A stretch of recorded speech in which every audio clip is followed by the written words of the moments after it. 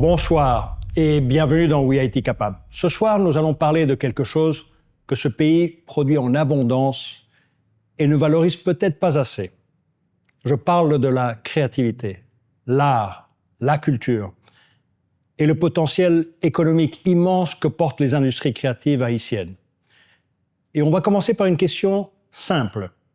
Est-ce qu'une femme peut s'imposer derrière des platines en Haïti dans un milieu dominé par les hommes, tout en étant juriste, militante pour les droits des femmes et entrepreneuse? La réponse c'est oui. Et ce soir, cette réponse a un visage. Kémissa Tressil, connue aujourd'hui comme DJ Kémissa. Elle a grandi à Delma. Elle a fait ses études classiques en Haïti. Puis elle est partie à l'Université de Versailles en France, où elle a décroché un master en droit commercial international. Revenue à Port-au-Prince en 2013, elle aurait pu s'installer derrière un bureau. Elle a choisi les platines. En 2015, elle monte pour la première fois sur scène dans une industrie où personne qui lui ressemble n'a encore posé les mains. Depuis, DJ Kémissa s'est imposée comme l'une des figures les plus reconnaissables de la scène musicale haïtienne. Mais elle n'en est pas restée là. En 2019, elle fonde la plateforme « Attention, je connais mes droits » pour sensibiliser les femmes et les jeunes à leurs droits dans les écoles et les universités de tout le pays. En 2020, elle lance WEM, Women Empowerment Movement, pour promouvoir et rendre visibles les femmes dans l'industrie créative. Et ensuite, elle monte sa propre entreprise, Au Top Kémissa, spécialisée dans l'organisation d'événements et de spectacles. Elle était aussi membre de Jeunesse haïtienne verte, une plateforme d'engagement environnemental, juriste, DJ, entrepreneuse, militante, environnementaliste. Ce ne sont pas des rôles contradictoires. Ils forment une seule et même conviction, que les jeunes Haïtiens, et particulièrement les femmes, peuvent occuper tous les espaces, pas seulement ceux qu'on leur a traditionnellement laissés. Ce soir, nous parlerons de musique, de culture, d'économie créative, de ce que ça signifie d'être pionnière et de la responsabilité que cette génération porte à l'approche d'un moment historique pour Haïti. DJ Kémissa, bienvenue dans Haïti Capable. Bonsoir Xavier, c'est un plaisir d'être là à Oui Haïti Capable. Rentrons directement avec un vécu. Vous êtes l'une des premières femmes DJ en Haïti. Cela dit énormément de choses. Dites-nous un peu la première expérience. Vous arrivez avec des platines face à un public. Peut-être il voit une femme, il y a une surprise. Qu'est-ce que cela a provoqué? C'est une conviction d'aller de l'avant ou peut-être des doutes, mais cela a sûrement été une expérience unique et peut-être vous pouvez la partager avec notre public. Bien sûr, de mon point de vue, c'était des regards étonnés, mais derrière ces regards, c'était un test silencieux. Un test qui veut dire, c'est la première fois qu'on voit une femme, pour certains, sur scène. Est-ce qu'elle sait véritablement jouer? Est-ce qu'elle est là pour juste le spectacle ou est-ce que c'est du vrai? Et ce regard silencieux, ce test silencieux, alors ça a été mon carburant pour continuer. Parce que je voulais créer ma place et j'ai le droit d'exister là où je veux créer ma place. Et c'était dès le début ce message-là que je voulais lancer, prendre place dans un monde, dans un domaine et majoritairement dominé par des hommes. Et alors, comment c'est aujourd'hui? Vous êtes acceptée et je sais qu'il y a d'autres femmes qui aussi sont DJ comme vous, pas beaucoup, on peut les compter sur les doigts, mais un peu quelle est la situation aujourd'hui suite à cette première expérience? Je veux dire fièrement que je suis acceptée. C'était pas facile parce que c'était nouveau et quand même on est dans une société patriarcale où assez souvent, même si les femmes essaient quand même de prendre leur place, mais qui ne sont pas souvent acceptées, je veux dire que le public m'a acceptée. Ça ne veut pas dire qu'il n'y a pas encore du chemin à faire, mais j'ai les honneurs, j'ai l'appréciation du public. En témoignent les réactions que je reçois à chaque set, à chaque event, comme on dit dans notre langage. Donc, je peux dire que je suis acceptée. Et donc, il y a plus de femmes qui sont motivées, justement, face à l'exemple que vous représentez et d'autres femmes aussi? Oui, il y a plus de femmes qui sont motivées et j'ai essayé le plus que possible de leur tendre la main, soit par des connexions, du networking, comment on peut se supporter l'une l'autre. Assez souvent, je l'ai fait, ou par des formations que je vais en parler un petit peu plus tard peut-être dans notre conversation, des formations pour avoir plus de DJ femmes parce que ma réussite individuelle, oui, c'est bien, c'est pour moi, mais et après, si tout ce que j'ai fait, ça s'arrête là, donc s'il n'y a pas d'autres femmes, d'autres plus jeunes femmes qui prennent le relais, donc ça sert à rien, quoi. Pour que le public connaisse, pour celui qui ne vous connaît pas, DJ Kemita, vous êtes juriste, disons, pendant les heures de travail ouvrables, et le soir, le week-end, DJ. Et je pense que cela part d'un refus de justement devoir choisir entre deux options, deux passions, deux vocations, mais aussi un refus de ne pas se laisser intimider et de rentrer dans un monde qui est dominé par les hommes. Est-ce que cela correspond un peu à votre pensée, à votre vocation, à votre idée de persévérer dans ces deux directions? Tout à fait. C'est un double feu. Tout d'abord, on voit souvent les métiers traditionnels comme sérieux, entre guillemets, et les métiers d'artistes, les métiers créatifs comme passe-temps. Donc pour moi, ce double feu, c'était une façon de montrer qu'on peut être les deux à la fois. Bien sûr, ça ne va pas se faire sans discipline, sans méthodologie, parce que pour moi, au fait, le droit a été une façon de structurer ce que je fais en tant qu'artiste, en tant qu'entrepreneur, de structurer mes contrats, de carrément faire un plan de carrière. Donc, sans ce background juridique, sans cette formation, je n'aurais pas pu le faire. Donc oui, je peux exister les deux à la fois, mais les outils pour y arriver, c'est important. Et c'est pour ça que j'encourage souvent les jeunes. Oui, vous pouvez aller dans des métiers créatifs, regardez pour voir comment vous pouvez les encadrer. Pas forcément en tant que juriste, mais par exemple, une formation en marketing, ça peut aider un artiste à mieux structurer sa carrière. Formation en gestion, donc tout ce qui est un petit peu rapport, et même dans mon cas, assez souvent qui est catégoriquement opposé, mais ça peut aider quand même à poser plus de base, de structure dans sa carrière créative. Et on peut dire vice-versa, que le côté créatif de la musique aussi alimente votre carrière comme juriste? Bien sûr, vice-versa, parce que peut-être si j'étais pas dans le monde musical, je n'aurais pas senti la nécessité de sensibiliser sur les droits d'auteur, par exemple. Je n'aurais pas compris au fait que assez souvent les lois haïtiennes sont un petit peu éloignées de ce que vivent les artistes tous les jours, et le vivre sur le terrain, moi personnellement, m'a permis de comprendre comment on peut ajuster ces lois, comment faire des plaidoyers pour avoir plus de structure, plus de lois qui correspondent véritablement à la réalité des artistes de tous les jours. Et je fais ça à travers la sensibilisation sur les droits d'auteur. Et j'encourage, ou je fais des consultations également pour d'autres artistes qui veulent mieux structurer leur brand, leur non commercial, leur exister comme artiste, parce que malheureusement, la loi haïtienne ne permet pas encore de reconnaître les métiers créatifs comme métier, mais assez souvent, s'il faut aller performer dans un pays étranger, et on demande souvent un papier pour dire que qu'est-ce qui te fait que tu es artiste. Donc, assez souvent, il faut ce papier-là. Et j'encadre les artistes à faire ces démarches et à valoriser, du coup, le métier d'artiste, quoi. Vous l'avez dit à deux reprises, donc je vais revenir dessus. Oui. Il y a cette perception que l'industrie créative, c'est avant tout une passion, c'est un passe-temps, mais pas justement une source de revenus, un élément qui apporte à l'économie. À tous ces jeunes qui peut-être sont dans le doute et peut-être alimentés par cette perception, qu'est-ce que vous leur dites? Justement qu'il y a des vraies professions qui justement requièrent la technicité, la professionnalité, des connaissances, de la gestion, et qui justement apportent des succès dans le domaine justement entrepreneurial et apportent à la création d'emplois, etc., etc. Penser que l'industrie créative, c'est un passe-temps, c'est une erreur monumentale. Nous sommes d'accord. Même si on n'a pas encore une véritable industrie en Haïti, mais quand même, le mot industrie, ça veut dire qu'il y a plusieurs opérateurs qui évoluent.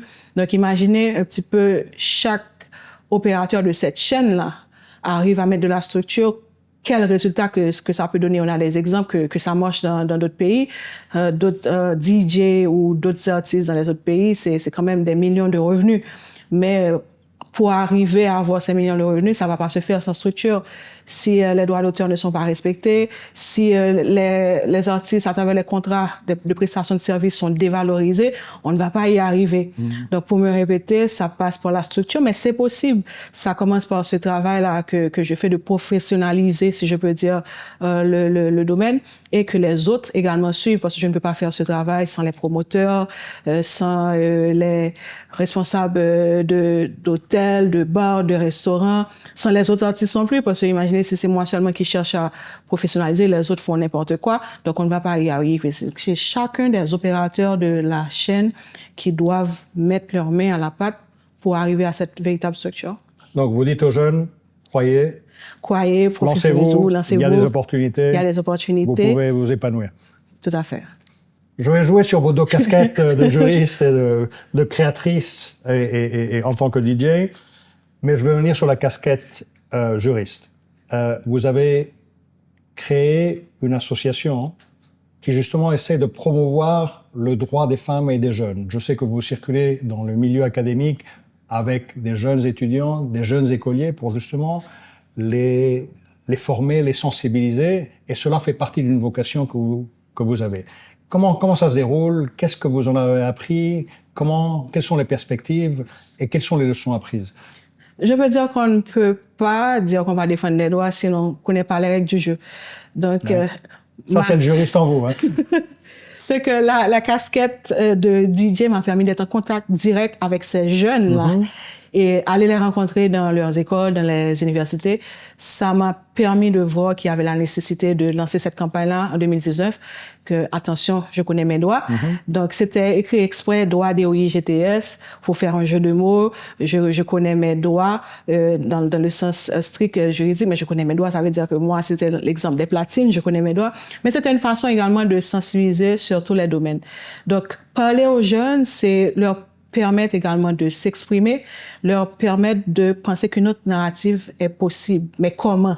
C'est exactement ce qu'on veut faire dans ce programme. C'est donner des outils de renforcement de capacité à ces jeunes-là de montrer que c'est possible, mais c'est pas possible sans plan, c'est pas possible sans apprendre des expériences des autres, c'est pas possible sans networking ou sans avoir un mentor qui a déjà fait les premiers pas et de suivre ce mentor. C'est pas possible également sans comprendre les nouveaux outils, parce qu'on est à l'ère digitale, de comprendre ces outils et comment de les mettre à notre avantage. Vous ne vous arrêtez pas là.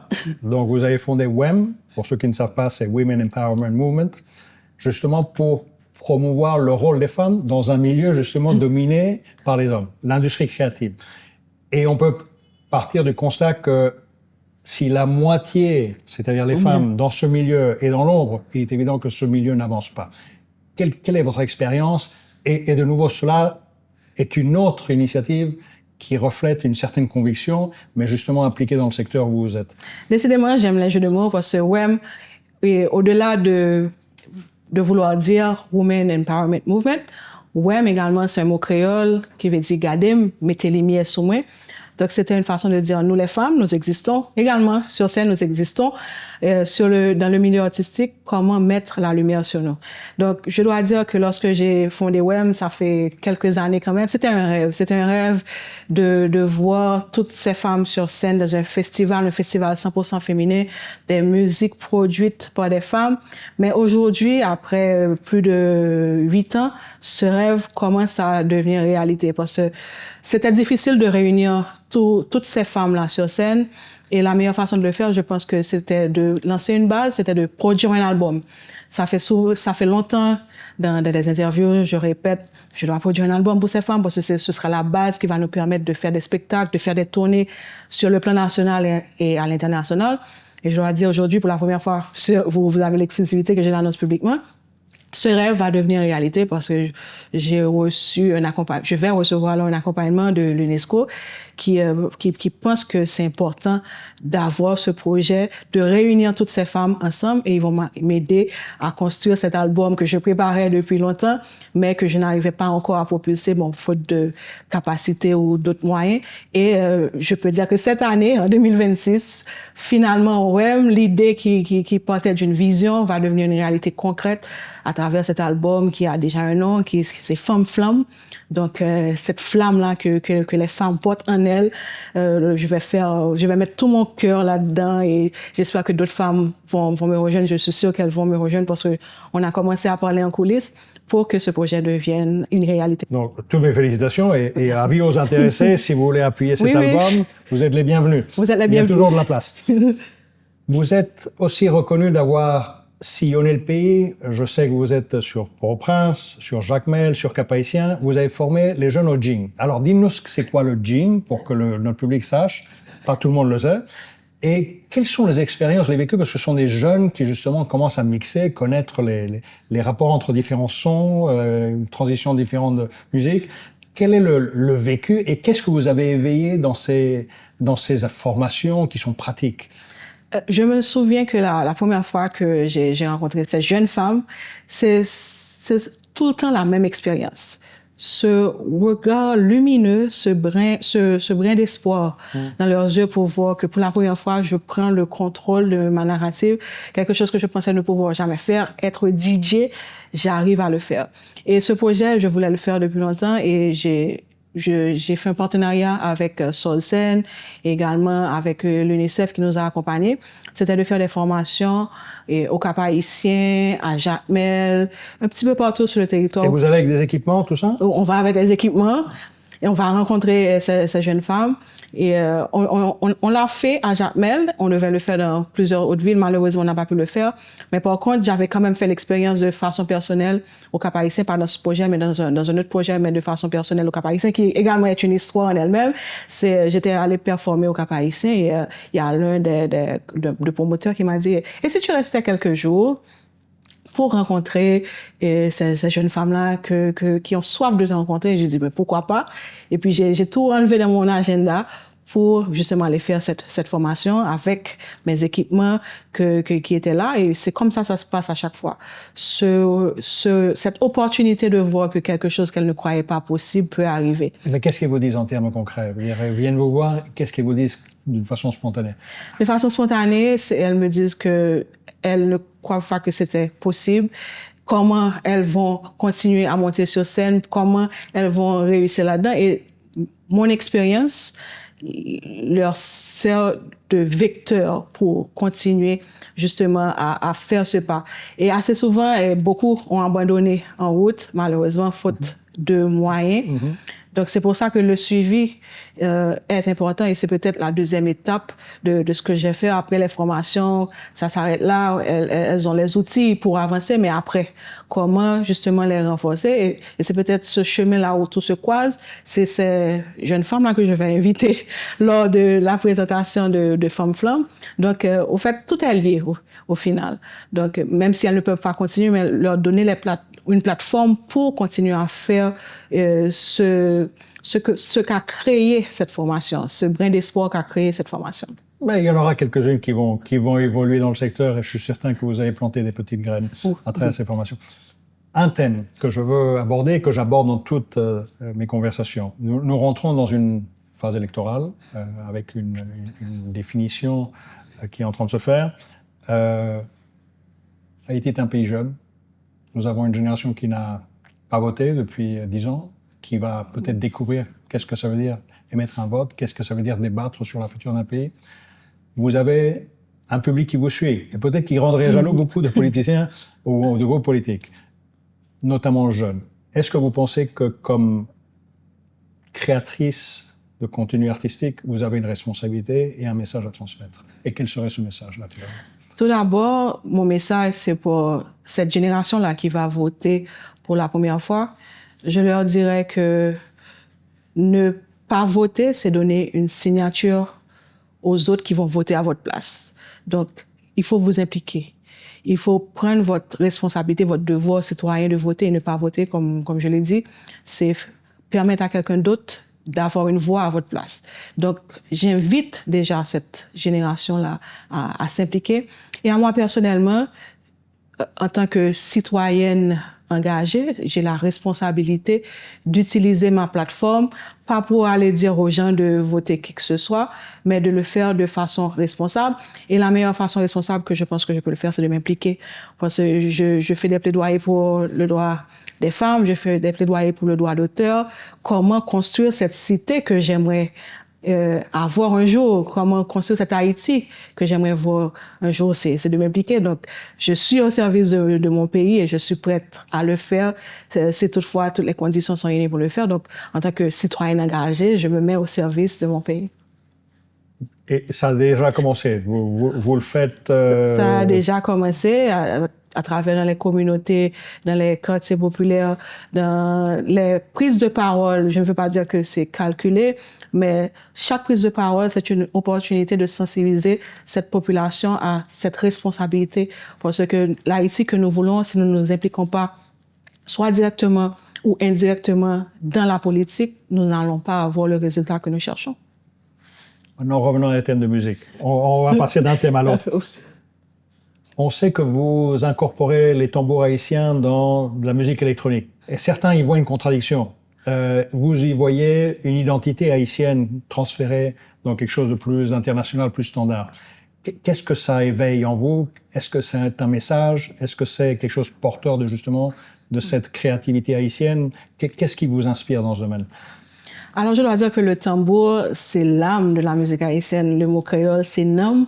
Donc, tous les rites haïtiens, quelque part, il y a un tambour quand même. Et ce tambour-là, il est universel. Pourquoi vouloir la réduire seulement à la culture haïtienne lorsqu'elle peut permettre de faire cette conversation avec l'international? Et c'est ça mon objectif lorsque j'incorpore le tambour dans les rites internationaux, surtout dans la musique électronique, parce que c'est une harmonie parfaite, c'est un mélange qui permet de faire cette conversation. Voilà ce que moi, en tant que haïtienne, musicienne, ce que je propose. Et voilà ce que je prends de votre musique, quel que soit dans quel pays que vous êtes. Et ensemble, nous faisons cette danse-là. Pour moi, c'est une harmonie et c'est cette conversation d'Haïti, de la culture haïtienne avec l'international. Parlons de jeunes et parlons de cette fuite de talents et des talents aussi dans le domaine artistique. Je suis certain que vous avez des expériences avec beaucoup d'amis, de collègues qui ont préféré trouver leur fortune dans le domaine artistique ailleurs qu'en Haïti. Vous êtes resté. Qu'est-ce qui vous a motivé? Qu'est-ce que vous dites aux jeunes haïtiennes que l'opportunité est là et qu'il faut la prendre et peut-être la prendre ici en Haïti? Tout d'abord, ma présence en Haïti, c'est le modèle de résistance. Être sur scène aujourd'hui, c'est pour dire que le DJing, l'art, la culture continue d'exister en Haïti et on doit résister, on doit continuer. Ce n'a pas été un choix facile, mais je l'ai fait parce que je crois encore que un changement est possible. Je crois encore que la culture haïtienne peut arriver beaucoup plus loin.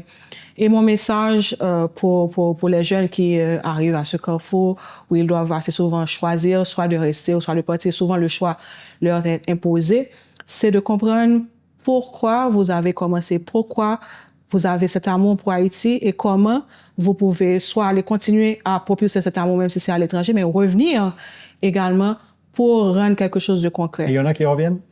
Il y en a qui partent et qui reviennent, vous en connaissez? Qui ne reviennent pas forcément, mais grâce à leur connexion avec Haïti, le retour qu'ils envoient à Haïti, parce qu'il y a beaucoup d'artistes qui peut-être évoluent, par exemple aux États-Unis, qui est plus près de nous, mais quand même leur musique, c'est une hymne à tout ce qui se passe à la réalité.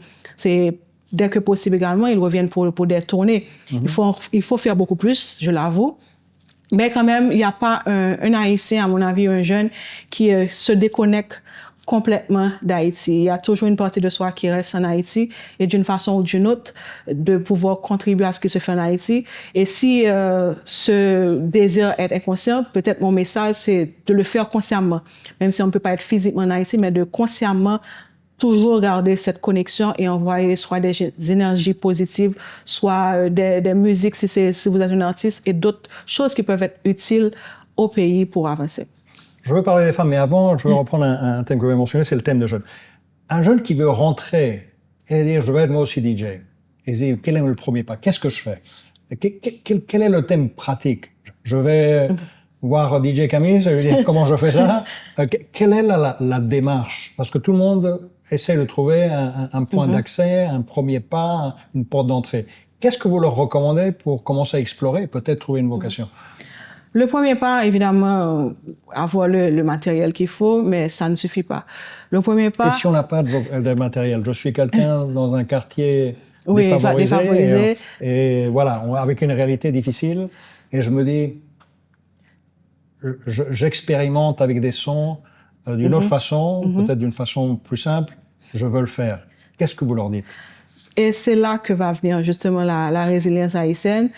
Je vois souvent que des jeunes qui n'ont pas de moyens de s'acheter des matériels parce qu'ils sont assez coûteux quand même, cette solidarité-là, lorsqu'ils se mettent ensemble, soit pour acheter un matériel en commun, et j'ai vu, ou dans un autre cas, j'ai vu carrément un monsieur qui a construit carrément ses platines. Je sais pas comment il a fait. Moi aussi, j'ai vu ça.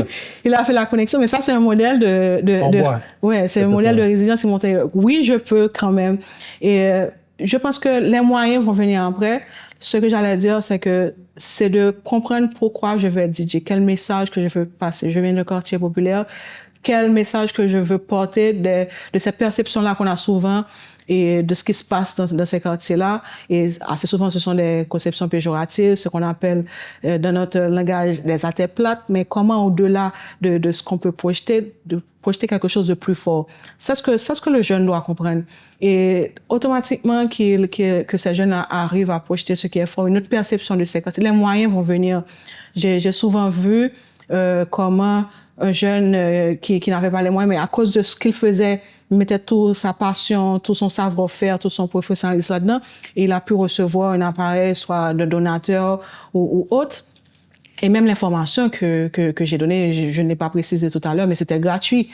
C'était justement pour permettre à ces jeunes-là qui n'auraient peut-être, ou pour ne pas dire, ne peuvent pas se payer des formations coûteuses pour pouvoir évoluer. Donc, c'était important de le faire gratuitement. Yeah. Donc, profiter de cette opportunité-là, de cette connexion qu'on a à travers cette formation avec DJ Kemisa, de voir comment avancer avec, parce que je suis là pour les accompagner. Donc, oui, dans un premier temps, à travers une formation, mais après, je suis toujours disponible comme peut-être une mentor pour continuer à les accompagner. Donc, je pense que le message essentiel pour ces jeunes-là, c'est de savoir pourquoi je veux être DJ et quel message que je veux projeter à travers mon art.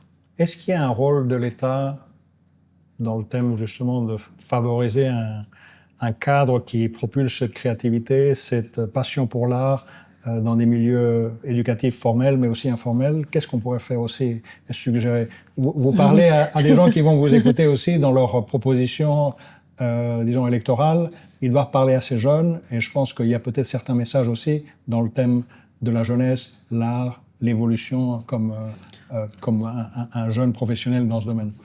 Donc, aux futurs dirigeants et surtout aux futurs législateurs, il y a beaucoup à faire dans l'encadrement et la structure de l'art. D'abord, reconnaître les métiers, alors les domaines créatifs comme un métier, ce qui permettrait aux jeunes artistes d'avoir accès au crédit, parce que je ne peux pas me présenter à la banque aujourd'hui comme DJ Kemisa, mais je dois avoir quelque chose d'autre qui me couvre. Donc, tout d'abord, encadrer ce domaine. C'est là que le juriste vous aide. Voilà. Donc, également, premièrement, encadrer. Deuxièmement, pour les questions des droits d'auteur, si aujourd'hui un artiste ne peut pas vivre, un musicien ne peut pas vivre de ses œuvres, c'est parce que le droit d'auteur, oui, c'est vrai, il y a le bureau haïtien des droits d'auteur, mais il y a encore beaucoup plus à faire. Donc, encadrer les droits d'auteur, encadrer toute la chaîne, parce que pourquoi, lorsque j'ai une musique, que tout le monde écoute la musique, tout le monde est fan de cette musique, mais je ne reçois rien de cette musique. Donc, c'est parce qu'il n'y a pas assez de structure pour dire que la radio, il faut payer, il faut avoir une licence pour diffuser cette musique. Lorsqu'une musique se joue dans un milieu public, il faut avoir une licence pour ça. Donc, ce sont des petits détails, mais les petits détails qui vont faire un tout pour permettre cette structure pour les droits d'auteur. Donc, en résumé, aux futurs législateurs, il y a beaucoup à faire dans ce domaine-là pour encadrer, que ce soit dans les droits d'auteur, que ce soit de reconnaître les artistes comme un métier. Donc, c'est là qu'il faut commencer. Qui viennent vous consulter. Je suis ouverte. Je reviens au thème des femmes, que j'ai mis de côté, mais je ne l'ai pas oublié. Vous êtes un modèle pour plusieurs femmes, justement comme juriste, comme créatrice de contenu artistique. Qu'est-ce que vous leur dites à ces femmes? Que justement, lorsqu'on y croit, lorsqu'on se dédie, lorsqu'on a la passion, la détermination, on y arrive.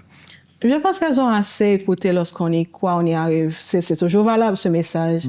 Mais je veux plutôt leur dire que ce ne sera pas facile, que vous allez faire face avec beaucoup d'obstacles.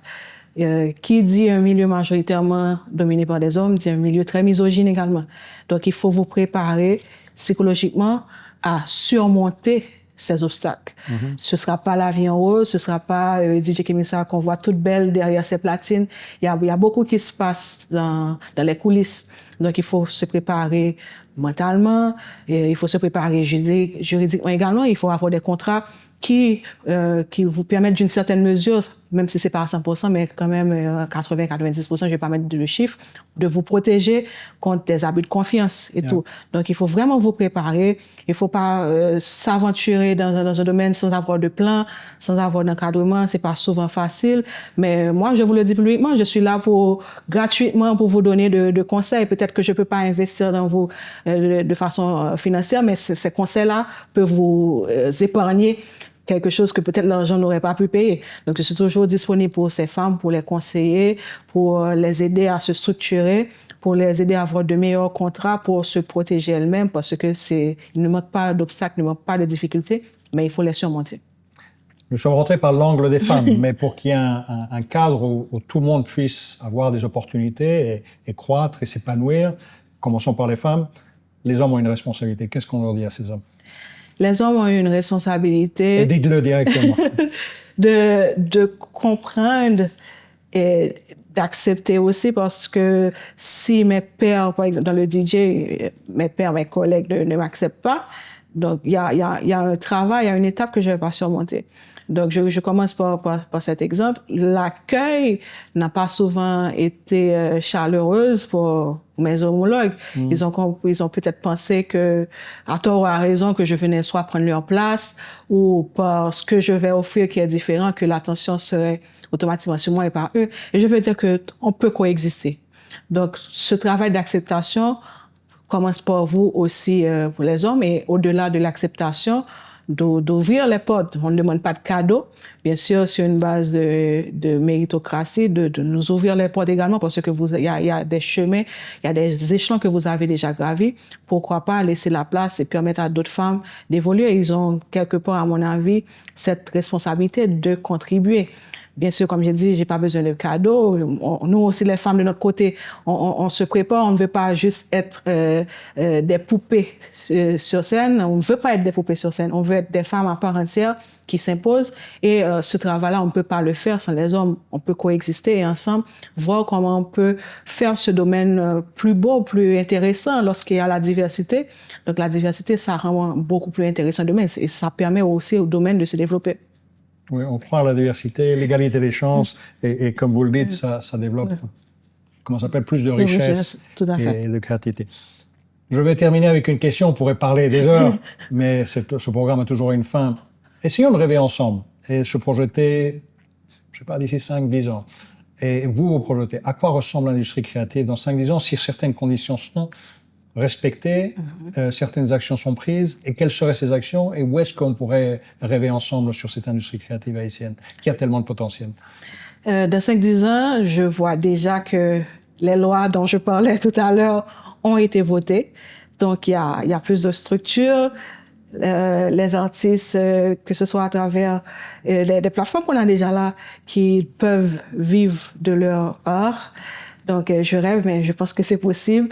Je vois que d'autres lois, non seulement dans les métiers créatifs, mais les lois, par exemple, sur l'harcèlement de la femme, c'est voté. Une femme sur scène n'est pas vue comme un objet sexuel, mais elle peut évoluer dans toute sa dimension.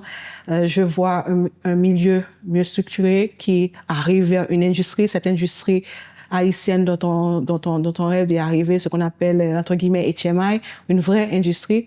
Je vois que toutes ces bases de ces structures ont été posées. Je vois d'autres femmes DJ.